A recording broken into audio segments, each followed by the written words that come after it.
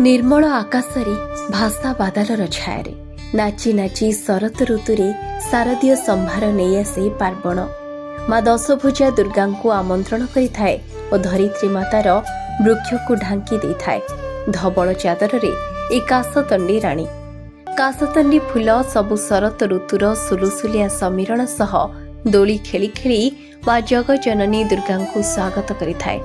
काशतंडीर महक नहीं सत किंतु प्रकृतिर शोभा को द्विगुणित करिथाए। शिशिर बिंदुर स्वच्छता और सकाळर कौल खरारे काशतंडी उपरे पड़िले खिली खिली होई हसुथाए ए प्रकृति राणी। काशतंडी फूल प्रकृतिर एक अनवद्य सृष्टि।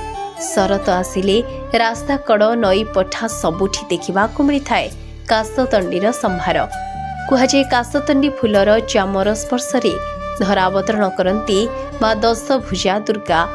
पार्वणर आगमन रे सफेद चादर रे ढांकी होई धरणीर शोभा मंडन करुथिबा काशतंडी को देखिले कवि कवयित्री मनरे मध्य उत्फुल्लित होई उठे एवं कवि कवयित्री लेखनी आपे आपे झरी पड़े कवितार निर्झरिणी।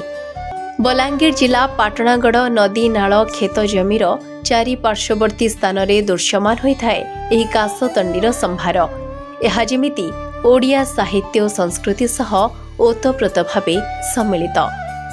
रेखा पंचमी रे काशतंडी फूलर बेणी घर कबाटरे बांधी पूजा करा जाए। शरत ऋतुर आगमन रे शारदीय दुर्गा पूजार प्रतीक भावरे काशतंडी फूलर शोभा जनमानस को विमोहित करिथाए। Bureau report RCN Odia.